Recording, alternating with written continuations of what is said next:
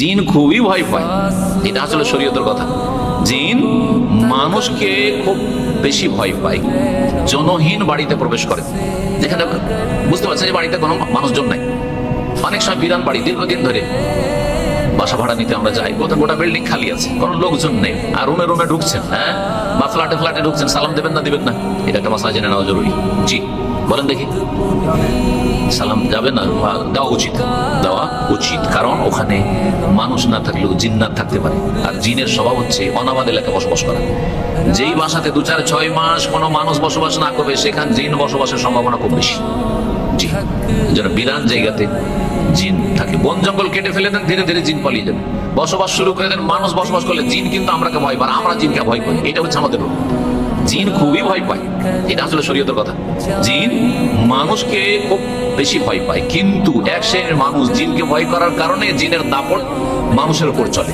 আর যে মানুষ মুমিন, দিনদার, পরেজগার, মুত্তাকি, কোরআন হাদিসের এলেম আছে, জিনকে ভয় করে না, যার তৌহিদ ঠিক আছে, তাকে দেখলে জিন ওইভাবে পালাবে যেভাবে ওমর রাদিয়াল্লাহু তাআলাকে দেখলেই অন্যদিক থেকে শয়তান পালাইতো, যে এই গলি দিয়ে আর চলা যাবে না, পালা এখান থেকে।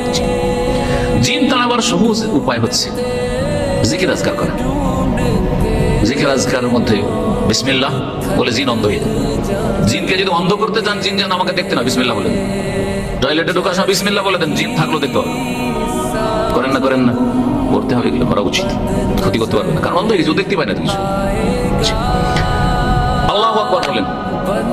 শুধু আজানের আল্লাহু আকবার শুনলে জিন পালা, এটা তো হাদিস শোনা আছে, এটা আসল নয়। যে কোনো সময় আপনার ভয় লাগছে, একা আছেন, আল্লাহু আকবার, এমন চমকে উঠবে জিন যে পালাইতে দিশা পাবে না।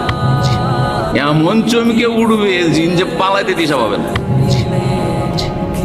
এই যে নিউ মুসলিমরা যখন ইসলাম কবুল করে, আল্লাহু আকবার বলারই ফায়দা আছে, কারণ ওর কলবে বাসা করেছিল জিন শয়তানে। আল্লাহু আকবারের ধ্বনি শুনে জিন পালাতে দিশা পাবে না। এতে কেউ না থাকে, খালি বাড়িতে প্রবেশ করেন, তো এই ক্ষেত্রে সালাম দেবে। কিন্তু ফুকাহারা বলেছেন, এই ক্ষেত্রে যেহেতু আপনি জানছেন যে কোনো লোকজন নেই, আমি কিন্তু আসসালামু আলাইকুম বলি। যখন তখন হোটেলে ঢুকতে হয়, আমি জানি যে হোটেলে কে থেকেছে, না কোনো কাফের থেকেছে, না কোনো বেদিন মদখোর থেকেছে, কে জানে, হ্যাঁ, কত পাপ হয়েছে এই হোটেলে রুমে, আল্লাহ ভালো জানে। সুতরাং বিসমিল্লাহ, আউযু বিকালিমাতিল্লাহি তাম্মাতি মিন শাররি মা খালাক। বিসমিল্লাহ বলার পরে আউযু বিকালিমাতিল্লাহি তাম্মাতি মিন শাররি মা খালাক, সমস্ত সৃষ্টির অনিষ্ট থেকে, জিন কেন, সমস্ত সৃষ্টির অনিষ্ট থেকে পানা চেয়ে নেওয়া আল্লাহর কাছে। তারপরে আরামসে আছে, কোনো চিন্তা নেই। আর সালাম আলাইকুম বলি, প্রথমখানে ঢুকলে কি বলি, বলা উচিত সালাম আলাইকুম। তবে ফুকাহারা বলে